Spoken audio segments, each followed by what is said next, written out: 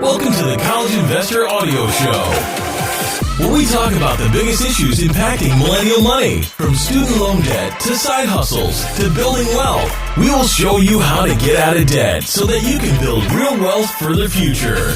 Hello and welcome to the show today. We are so honored that you're with us at the College Investor Audio Show.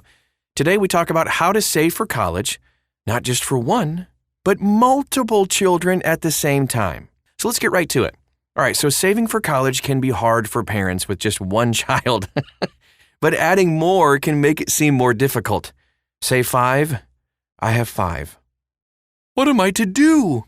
So beyond simply just finding the money to contribute, parents have to deal with questions about fairness, the uniqueness of each child, and a whole lot more. And a lot of times, been there. These additional thoughts and concerns just kind of make parents not even want to start the process of saving for college. It's just too overwhelming, even though they know they should. So let's stop this analysis paralysis today, right now, and look into how to practically save for college when you have multiple children. Okay, so here we go. How to save for college based on mindset.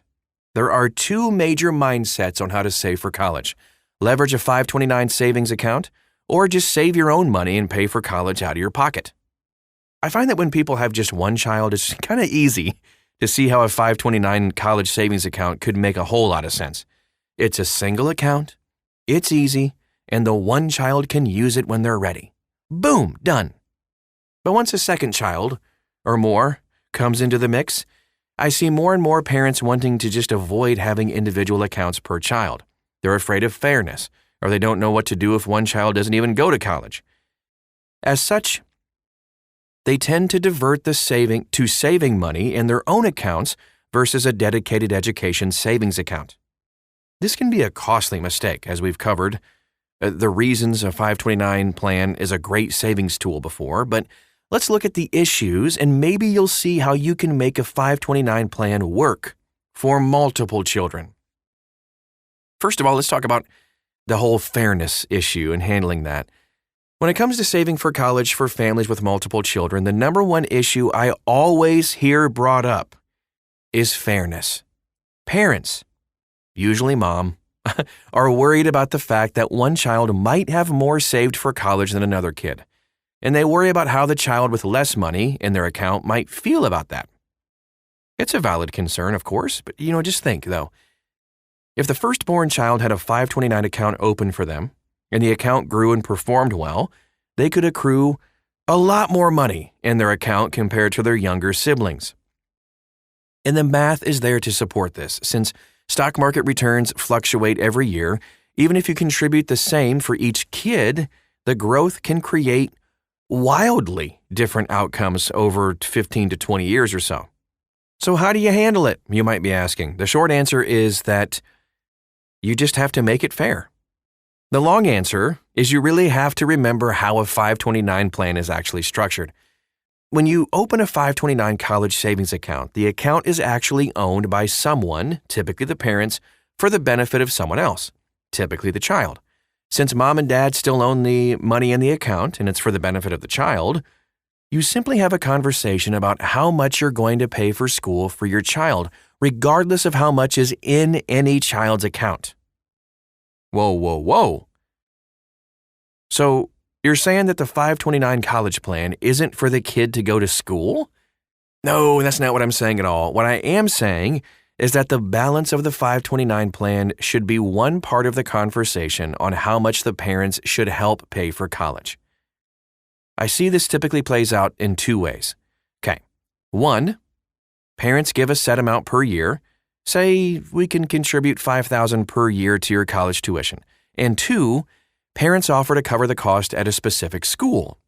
Say, we can cover the tuition at an in-state school. The money saved in the 529 can play a huge role in funding what the parents agree to, and they should do the same for each child, regardless of how much money is in each of their 529 plans. So I hope this is making sense. If child A has $20,000 in their 529 and child B has $18,000 in their 529 and the parents offer to help with $5,000 per year for 4 years, They saved enough for child A, and they should come up with $2,000 for child B. I've actually found this strategy to be fair. But like anything money-related, having conversations about who's paying for college can be tough. Parents need to be honest with their children about what they can afford to pay and what they were planning to do. The earlier the better, so that everyone involved has clear expectations. But what if one of them doesn't want to go to college? All right, another common scenario when saving for college for multiple children is that each child is unique. Again, I have 5, so this is even harder. You're not going to really know who they are until they're older.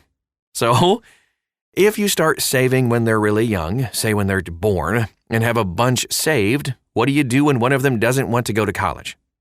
There are variations on this as well, but what if one of your children becomes a star athlete and gets a free ride? Or what if they really just want to go to vocational school and you saved way too much for what they need? Both great scenarios, by the way. Well, there are some options, and while none of them are perfect, it's not like you lose the money you saved. So when a child isn't going to use their 529 money, you do have a couple of options. Actually, 3. 1, you can transfer the 529 to another child. 2, just withdraw the money.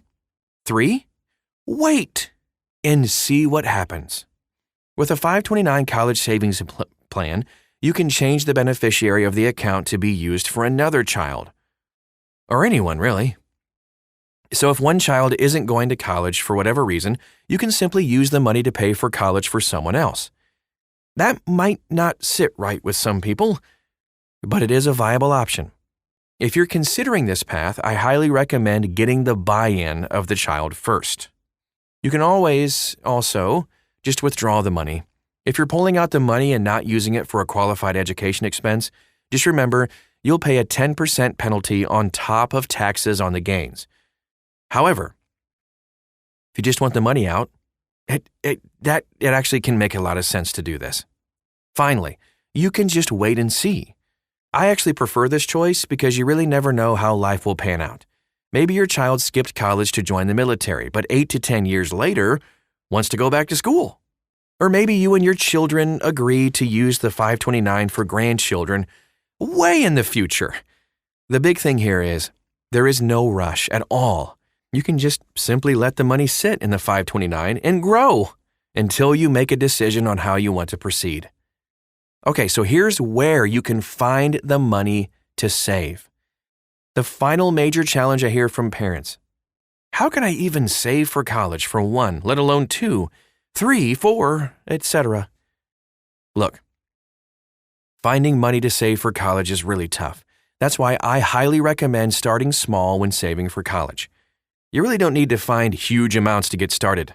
You know, my single favorite strategy for saving for college is just asking friends and family to provide a contribution to the 529 in lieu of gifts for birthdays and Christmas. Parents love to give toys and junk because they are a little selfish. Let's be honest. They want to see the kids happy with the gift they gave them and to have all the wrapping paper all over the floor. That's always so much fun.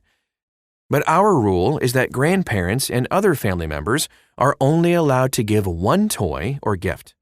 The rest should go to the child's 529. That way, grandparents can still get some joy of the child opening up a gift, but they're also helping save for college down the road. Plus, every parent realizes that their child doesn't need 10 to 15 new toys every single birthday and holiday. Amen? Most of that just goes to waste anyway. We have to rent a dumpster every year to get rid of the old toys they don't play with. Grr. All right, let's move on and then wrap up for today. Saving for college for multiple children is possible. That's the bottom line. You can do this.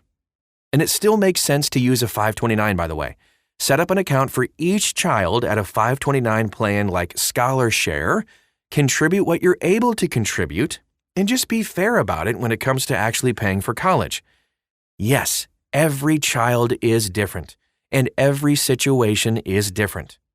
But that doesn't change the fact that you should start small and begin saving for college as soon as possible for each of your children.